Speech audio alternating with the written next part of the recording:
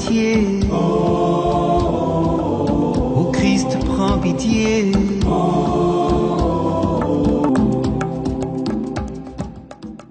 Amis téléspectatrices et téléspectateurs, bonjour et bienvenue à votre émission de ce jour 6 mars.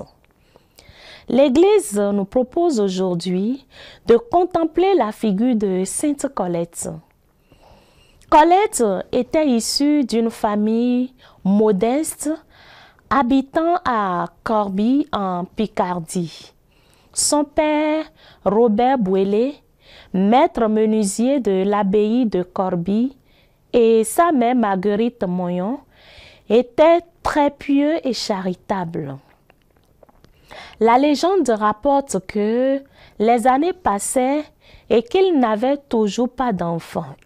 Aussi prièrent-ils Saint-Nicolas de leur donner une descendance.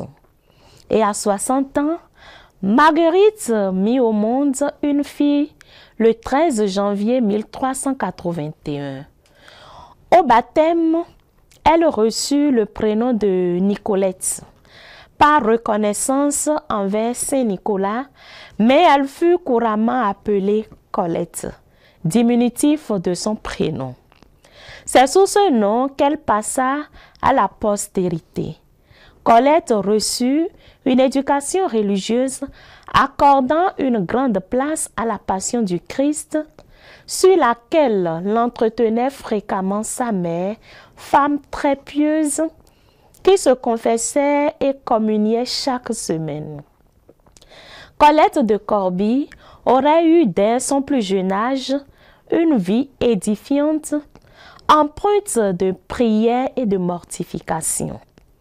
Dès sa plus tendre enfance, à 4 ans, Colette vécut de prières perpétuelles et aida les pauvres.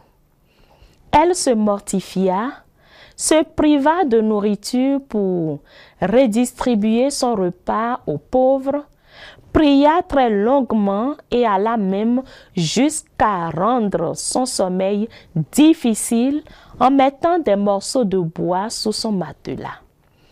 Elle reçut durant ses jeunes années des grâces divines telles que des guérisons miraculeuses, une croissance subite. À l'âge de 7 ans, elle assistait clandestinement aux matines chantées par les bénédictins. À l'âge de 9 ans, elle reçut la révélation de l'esprit de l'ordre franciscain et de la nécessité de le réformer. En plus de cela, elle apprit à lire et à écrire. En 1399, alors qu'elle avait 18 ans, ses parents moururent. Son père l'avait confiée avant sa mort à Raoul de Rouy, abbé de Corbie. Elle refusa le mariage que celui-ci lui présentait et se dépouilla de tous ses biens en faveur des pauvres.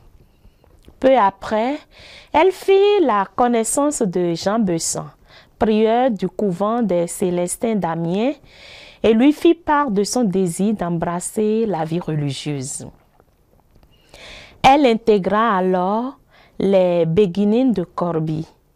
Elle y resta 1 an, mais ne jugeant pas cet ordre assez rigoureux, elle décida d'entrer au couvent des Bénédictines de Corbie. Cependant, cela ne lui convint toujours pas. Elle se dirigea alors vers les Clarisses urbanistes de l'abbaye de Moncel, près de Pont-Sainte-Maxence, où elle se présenta comme servante, se jugeant indigne d'y être religieuse. Mais là encore, elle trouva que les conditions de vie étaient trop douces. Elle retourna alors à Corbie, où elle rencontra le père Jean Pinet, gardien du couvent des Saints en Artois, fervent franciscain désireux de faire revivre l'ordre d'après les règles primitives. Il proposa à Colette de vivre en recluse sous la règle du tiers-ordre franciscain. L'abbé de Corbie accorda en 1402 son autorisation. Colette fut et muré pendant 3 ans dans un réclusoire attenant à l'église Saint-Étienne, y menant une vie de prière et de charité, recevant la visite d'habitants venant lui demander prière et conseil, mais ce cheminement n'était que provisoire. Demandons au Seigneur, par l'intercession de Sainte Colette, la grâce du courage et de la persévérance pour avancer dans la foi et progresser chaque jour vers la plénitude de la charité. Sainte Colette, priez pour nous. Bonne fête à toutes celles qui se prénomment Colette et à tous les heureux de ce jour. On se retrouve demain pour un autre numéro, si Dieu le veut. Au revoir. Oh, tous les saints, priez pour nous. Oh, tous les saints, priez pour nous. Ô Seigneur, prends pitié. Ô Christ, prends pitié.